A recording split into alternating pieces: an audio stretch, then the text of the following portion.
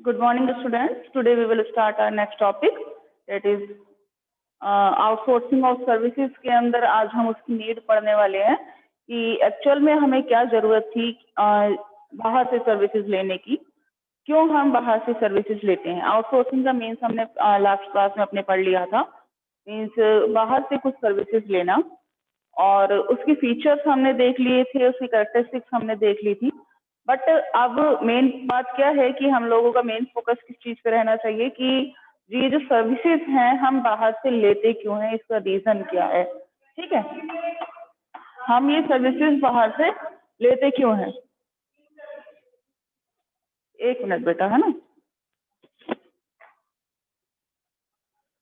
चलिए, इसके बाद इसमें फर्स्ट पॉइंट है हमारा obtaining good quality services. First point is obtaining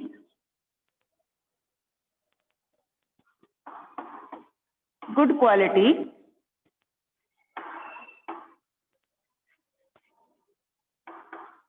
services. It means that कि सबसे पहला जो हमारा मेन पर्पस होता है बाहर से सर्विसेज ऑप्ट करने का, वो क्या होता है कि हम बाहर से अच्छी क्वालिटी की सर्विसेज को ऑब्टेन करना चाहते हैं। अपनी कंपनी में अगर हम ये एडवर्टाइजिंग की सर्विसेज या फिर कुछ ऐसी सर्विसेज यहाँ से प्रोड्यूस करेंगे या फिर अपने यहाँ पे इन्वेस्टमेंट करेंगे और उसके बाद यहाँ से सर्विसेज का फायदा हम उठाने की कोशिश करेंगे, तो हो सकता है कि हमारे पास फिक्स इन्वेस्टमेंट हमें ज्यादा लगाना पड़े और हमें वो क्वालिटी ना मिल पाए जैसे कि हमें बाहर से मिल सकती है। बिकॉज ऑफ हमने उसमें पढ़ा था, जब हमने इसकी नेचर पढ़ी थी आउटसोर्सिंग ऑफ सर्विसेज के, तो उसमें एक पॉइंट था स्पेशलाइज सर्विसेज। बाहर से जो हमें सर्विसेज मिलती हैं वो कैसी होती है, स्पेशलाइज होती है, कि क्योंकि कुछ पर्टिकुलर पर्सन का उनका क्या होता है, एवरी डे उनका सिर्फ और सिर्फ एक ही काम होता है। चाहे जैसे हम एडवर्टाइजिंग की सर्विसेज बाहर से ले रहे हैं तो उनका पूरे दिन सिर्फ और सिर्फ एडवर्टाइजिंग का काम है। वो बहुत सारी कंपनीज का एडवर्टीजमेंट प्लान करते हैं, सो दैट्स व्हाई वो लोग अपने अपने वर्क में क्या हो जाते हैं, स्पेशलाइज हो जाते हैं।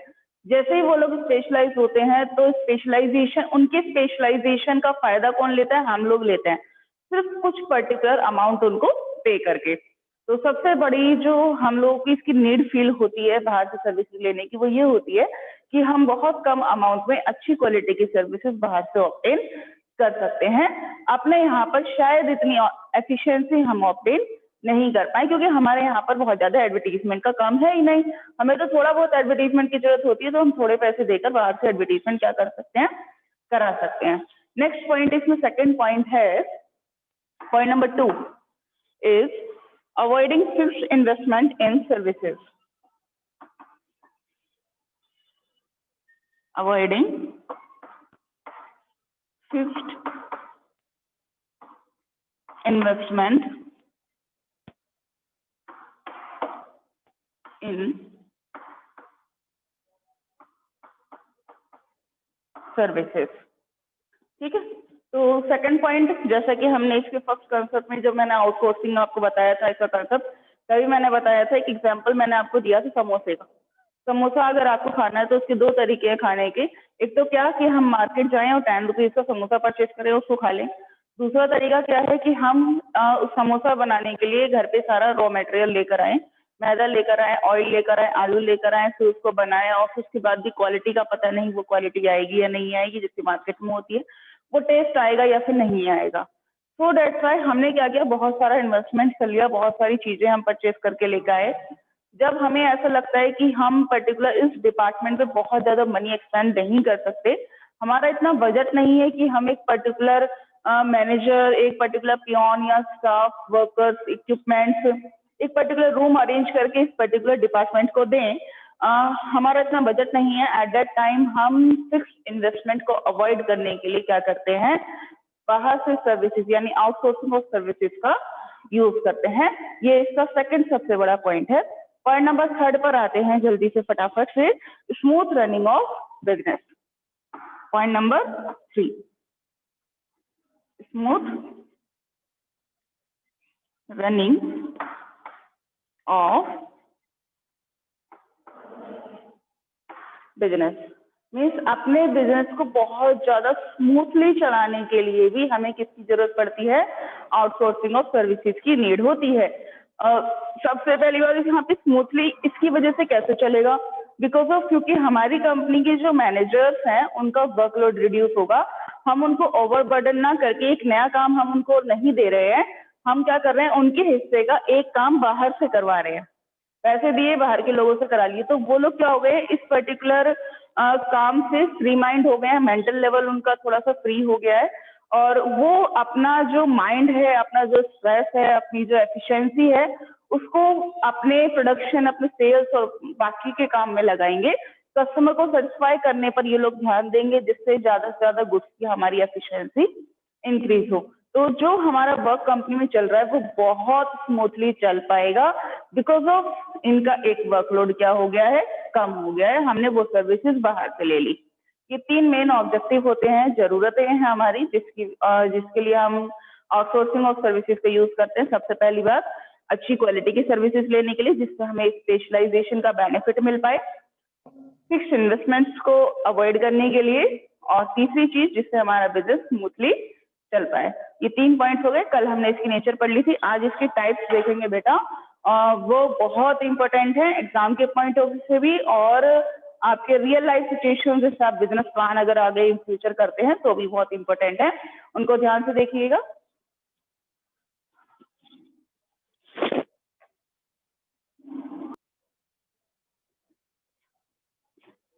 देखते हैं बेटा, there are 4 types of financial types of outsourcing of services.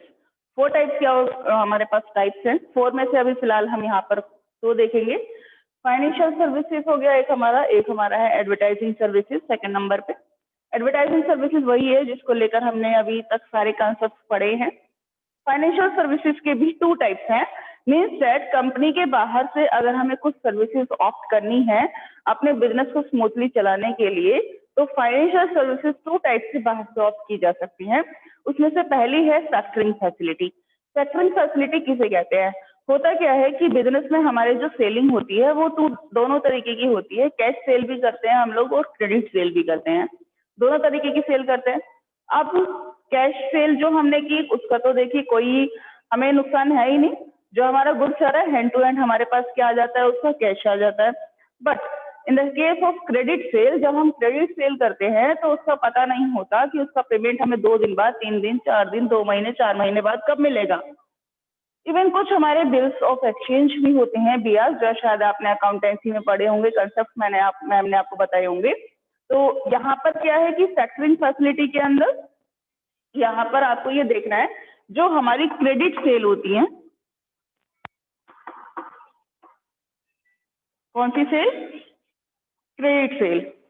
Credit sale में कुछ पैसे हमारे मार्केट में अटक जाते हैं, मीन्स हमारी जो मनी है वो ब्लॉक हो जाती है मार्केट में और वो पैसे हमें रिसीव नहीं हो पाते हैं। तो क्या ये सोचिए जो सेल्स मैनेजर हैं या सेल्समैन है, क्या उनके पास इतना ही टाइम रहेगा कि वो लोग क्या करें कि अपनी जो पुरानी सेल्स की गई हैं उनके पेमेंट लेने के लिए कस्टमर के पास वो लोग चक्कर काटते रहें? नहीं, ऐसा नहीं होता है। जो सेल्समैन है, सेल्स मैनेजर है, वो आगे फर्दर सेल्स पे ध्यान देते हैं। इस काम के लिए हम बाहर से अलग से क्या कर लेते हैं, सर्विसेज कुछ ऑप्ट कर लेते हैं, जिससे सर्विसेज का नाम दिया गया है फैक्टरिंग फैसिलिटी। इसी सर्विसेज का नाम क्या दिया गया है? फैक्टरिंग फैसिलिटी नाम दिया गया है। कि हम लोग क्या करते हैं, बैंक वालों को ये सर्विसेज देते हैं, कुछ पर्टिकुलर कंपनीज को, एजेंसीज को ये सर्विसेज दे सकते हैं, ये फैसिलिटी उनसे ले सकते हैं कि हमने उन्हें जो है अपने सारे डेटर्स की लिस्ट प्रोवाइड करा दी है कि ये हमारे डेटर्स हैं, ठीक, इनके ये कॉन्टेक्ट नंबर है, इस पर्टिकुलर टाइम पीरियड पे और इस पर्टिकुलर डेट पे हमने ये गुड्स इनसे परचेज किया था। वो लोग क्या करते हैं, जितने भी हमारे बैड डेब्ट्स होने वाले होते हैं, हमें ऐसे चांसेस हैं कि हमारे बैड डेब्ट्स हो जाएंगे, उनकी लिस्ट उनको दे देते हैं हम लोग और फिर वो उनसे हमारी क्या कराते हैं, मनी की जो कलेक्शन है वो हमारी मनी का कलेक्शन कराने में हेल्प करते हैं। मीन्स दैट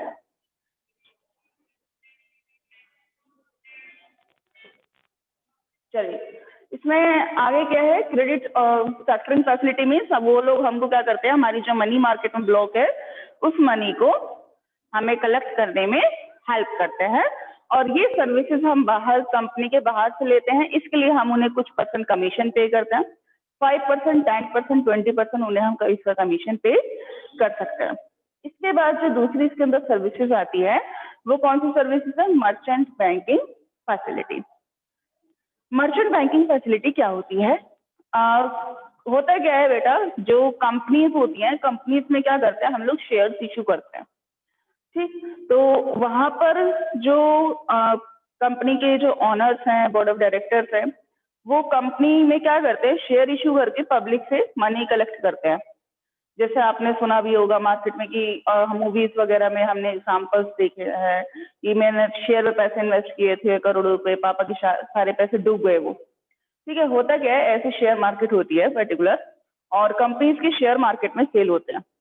कंपनी ने क्या किया, आपने 10,000 शेयर मार्केट में सेल किए, लोगों ने उसमें पैसे लगाए, फिर पैसे कहाँ आते हैं, कंपनी के अंदर पैसे आ जाते हैं कंपनी के पास, ठीक। और कंपनी उस पैसे से अपना बिजनेस करती है, लोगों से मनी कलेक्ट करके उससे क्या करती है, अपना बिजनेस करती है। एक थोड़ा सा प्रोसेस है इसका भी पर्टिकुलर, वो हम 12th में पढ़ेंगे बहुत अच्छे से डीपली में। 12th की बीएससी में भी और 12th के अकाउंट्स में आप इसके न्यूमेरिकल्स भी करेंगे, राइट। बट यहाँ पर क्या है कि जब हमने अपने शेयर इशू करे किसी पर्टिकुलर कंपनी ने, तो जब कस्टमर, कोई भी कस्टमर उस कंपनी की शेयर क्यों परचेज करेगा, या तो वो कंपनी बहुत ज्यादा प्रॉफिटियरिंग है, बहुत ज्यादा प्रॉफिट अर्न करती है वो कंपनी, ठीक है। अगर वो कंपनी बहुत ज्यादा प्रॉफिट अर्न कर रही है तो लोग खुद आकर के उसकी शेयर परचेज करना चाहते हैं।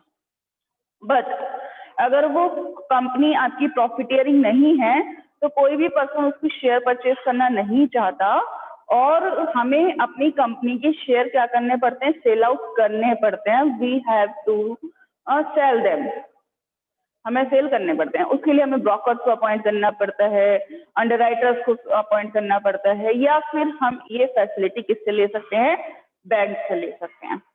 इसमें बैंक हमारी बहुत हेल्प करता है, बैंक से ये सर्विसेज हमें मिलती है, ठीक। अब बैंक इसमें क्या काम करता है, बैंक हमारे शेयर इश्यू कराने से लेकर के शेयर को सेल आउट कराना, मीन्स दैट सारे जितने भी इन्वेस्टर्स हैं उनमें शेयर्स को सेल आउट कराना, उनसे मनी कलेक्ट करना, वो सारा काम हमें करके देता है। इवन हमारे शेयर्स को स्टॉक एक्सचेंज में रजिस्टर्ड भी कराता है।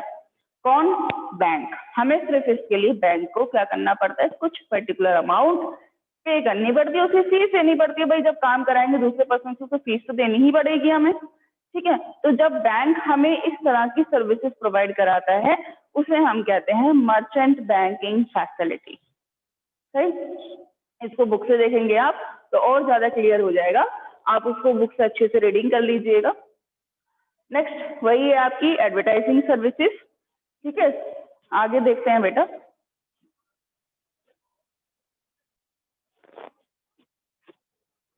पॉइंट नंबर 3 देखते हैं बेटा। Point number 3 is courier services, ठीक। अब एक और सर्विसेज ऐसी है जिसे हम बाहर से गेट कर सकते हैं, और कुछ पर्टिकुलर पेमेंट देकर, कुछ पर्टिकुलर अमाउंट पे करके, कमीशन या इनका इंटरेस्ट पे करके हम इस सर्विसेज की फैसिलिटी बाहर से ले सकते हैं, ठीक।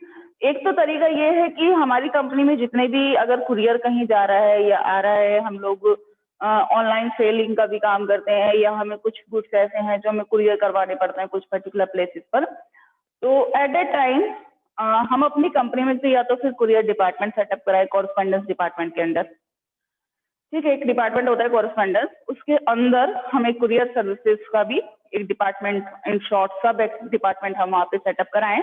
उसके लिए हमें क्या करना पड़ता है, बहुत ज्यादा फिक्स इन्वेस्टमेंट करना पड़ेगा। किसके लिए? किसमें? कुरियर सर्विसेज के लिए। लेकिन अब कुरियर डिपार्टमेंट अपनी कंपनी में सेटअप करना है या नहीं करना है, ये जो पर्टिकुलर डिसीजन है ये दो फैक्टर्स पे डिपेंड करता है। पहली बात, हमारे यहाँ पर कुरियर की हमें कितनी ज्यादा जरूरत है। अगर हमें सिर्फ 1, 2, 3 कुरियर करने पड़ते हैं महीने में, दिन में 2 बार, तो एट दैट टाइम हम क्या कर सकते हैं कि बाहर से ये सर्विसेज ले सकते हैं। वो हमारे लिए ज्यादा अच्छा सोर्स है कि हम बाहर से इस सर्विसेज को अवेलेबल अपने लिए ऑप्ट करें, कुछ पर्टिकुलर उनका कमीशन उन्हें पे करें और अपना ये गुड्स उनसे कुरियर करा लें। कुरियर कंपनीज बहुत सारी होती हैं जो गुड्स को कुरियर कराने का काम करती है, तो हम उनसे क्या कर सकते हैं, कुरियर फैसिलिटी ले सकते हैं। बट अगर हमारे यहाँ पर कंपनी में बहुत ज्यादा काम है कुरियर का, हमें दिन में बहुत सारी जो प्रोडक्ट्स हैं उनको क्या कराना पड़ता है, पैक करके कुरियर कराने पड़ते हैं, तो हमें अपने यहाँ पर फैसिलिटी, ये जो डिपार्टमेंट है उसको सेटअप कर लेना चाहिए। सेम एज इट इज वैसे ही जैसे एडवर्टाइजिंग डिपार्टमेंट की हम बात कर रहे थे, बहुत ज्यादा एडवर्टीजमेंट का काम है तो अपने यहाँ पे डिपार्टमेंट सेटअप करने में ही फायदा है, और थोड़ा बहुत काम है तो हम बाहर से सर्विसेज ले सकते हैं। तो सेम ऐसे ही कुरियर सर्विसेज का भी है। हमें क्या कर लेना चाहिए, अगर हमारे पास काम कम है कुरियर का तो हमें बाहर से कुछ पर्टिकुलर कमीशन पे करके इस सर्विसेज को ऑप्ट कर लेना चाहिए, वही हमारे लिए बेटर तरीका है। इससे हमें क्या मिलेगा, बाहर की सर्विसेज का स्पेशलाइजेशन भी मिलेगा और वो बहुत अच्छी पैकिंग के थ्रू भी हमारा गुड्स टाइम पे डिलीवरी वहां पर दे पाएंगे। हो सकता है कि हमारे जो मैनेजर्स हैं जो हम डिपार्टमेंट सेटअप करें भी, और वो इतने ज्यादा एफिशिएंट ना हो पाए क्योंकि उनके पास इतना काम नहीं होगा। एफिशिएंसी तभी जनरेट होती है जब आप उस काम को रेगुलर करते रहते हैं। रेगुलर नहीं करेंगे तो एफिशिएंसी भी जनरेट नहीं होगी। ठीक है, नेक्स्ट है इसमें customer support services. Customer support services कुछ पर्टिकुलर कंपनीज ऐसी होती हैं जिन्हें अपने यहाँ पर कुछ ऐसी सर्विसेज की जरूरत है कि वो कस्टमर को सपोर्ट करने के लिए भी सर्विसेज बाहर के लोगों से लेती हैं। यानी कि कंपनी को उन्होंने बाहर की एक एजेंसी को उन्होंने क्या दे दिया, काम दे दिया कि जितने भी हमारे कस्टमर्स होंगे आपको उन्हें सभी तरह की सपोर्ट सर्विसेज देनी है, आफ्टर सेल सर्विसेज। मीन्स अगर हमें जरूरत पड़ती है तो आप हमारे कस्टमर को सेटिस्फाई कराने में हमारी हेल्प करेंगे। किसी भी तरह की हमने कोई प्रोडक्ट सेल करा है, उस प्रोडक्ट में कोई खराबी है, उस प्रोडक्ट में कोई हमें चेंजेस करने हैं, या फिर प्रोडक्ट को हमें कस्टमर से एक्सचेंज कराना है, ऑल्टर कराना है, उसे रिन्यू कराना है, किसी भी तरह की कोई भी सर्विसेज हमें चाहिए अपने कस्टमर को सेटिस्फाई करने के लिए। किसको सेटिस्फाई करने के लिए? कस्टमर को। बिकॉज ऑफ एक बिजनेस की जो नींव है वो क्या होता है, कस्टमर ही होता है। कस्टमर नहीं है, customer is the god for the business, right. जैसे कि आप लोग हैं, आप लोग क्या है, एक students are the god for the school, तो सेम एज इट इज ही जो कस्टमर्स होते हैं वो क्या होते हैं, गॉड होते हैं किसी भी बिजनेस के लिए। ये तो पॉइंट हमने जो हमने फर्स्ट चैप्टर पढ़ा था बेटा, तो उसमें उसके फीचर्स ही पढ़ लिए थे। फीचर में पॉइंट था कस्टमर सेटिस्फेक्शन। बिजनेस का मेन फीचर ये होता है कि हमारे जो कस्टमर्स हैं वो हमसे क्या होने चाहिए, सेटिस्फाई होने चाहिए। तो कंपनीज अपने कस्टमर को सेटिस्फाई करने के लिए बाहर से सर्विसेज लेने में भी बिल्कुल भी हेजिटेट नहीं होती हैं, क्योंकि उन्हें ऐसा लगता है कि कुछ भी करें, चाहे हमारे 10 रुपए ज्यादा क्यों ना खर्च हो जाए, हमारे जो कस्टमर हैं वो हमसे सेटिस्फाई होने चाहिए। कस्टमर सेटिस्फाई होंगे तो वो एक बार नहीं 4 बार आएंगे और 10 लोगों को और लेकर आएंगे अपना हमारे कंपनी में प्रोडक्ट इन्वेस्ट करने के लिए या फिर हमारा गुड्स परचेज करने के लिए। ये कुछ टाइप्स थे आउटसोर्सिंग ऑफ सर्विसेज के, यहाँ पर कंप्लीट हो रहे हैं। बीपीओ हम पढ़ चुके थे। एक छोटा सा कंसेप्ट और इस चैप्टर में बचा हुआ है केपीओ का। इन शॉर्ट उसको भी हम थोड़ा सा देखते हैं आज।